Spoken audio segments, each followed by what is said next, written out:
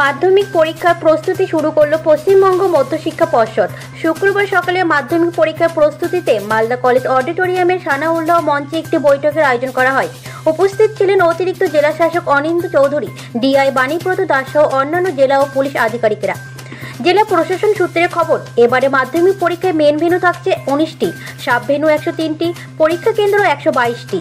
এবছর মোট পুরুষ পরীক্ষার্থী সংখ্যা 23,937টি, মোট মহিলা পরীক্ষার্থী সংখ্যা 28,208টি। আজকে মালদা জেলা প্রশাসনের উদ্যোগে 2025 সালের মাধ্যমিক পরীক্ষার একটা ডিসকাশন মিটিং এখানে অনুষ্ঠিত হচ্ছে। এখানে মাধ্যমিক পরীক্ষার যে বিভিন্ন নিয়ম কানুনগুলো রয়েছে সেগুলো আলোচিত হবে।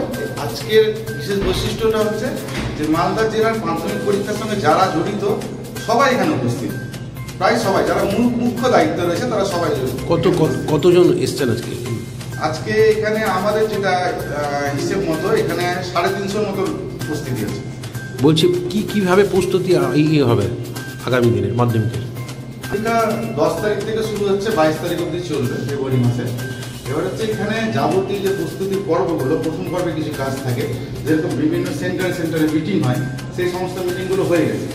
কোশ্চেন শর্টিং এর ব্যাপার থেকে সেগুলোও কমপ্লিট হয়ে গেছে। এখন শুধু যে কাজগুলো বাকি রয়েছে একদম পরীক্ষার দিনের যে কাজগুলো, সেই কাজগুলো যেন প্রপার ওয়েতে হয় সেই সমস্ত ব্যবস্থা হচ্ছে। আর আমাদের এখানে যে সিস্টেমটাকে গড়ে তোলা হয়েছে সেটা কিন্তু অনেকগুলো ভাগ রয়েছে। যেরকম জেলা প্রশাসনের একটা পার্ট রয়েছে, আরটিও ডিপার্টমেন্টের কিছু কাজ রয়েছে, যাদেরকে আরটিও ডিপার্টমেন্টের জন্য রাস্তা, পরীক্ষার সময় যেন কোনো জ্যাম জট নাই এ ব্যাপারগুলো দেখছে।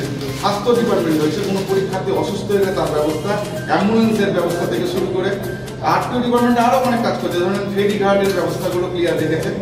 এই সমস্ত অনেকগুলো ডিপার্টমেন্ট, ফায়ার থেকে শুরু করে সমস্ত ডিপার্টমেন্ট, পুলিশ, সবচেয়ে বড় কথা পুলিশ একদম অ্যাক্টিভলি কাজ করছে মালদা জেলার ক্ষেত্রে, এবং সকলের সমবেত প্রয়াসে পরীক্ষাটা ভালো হবে, এটাই আমরা আশা করছি।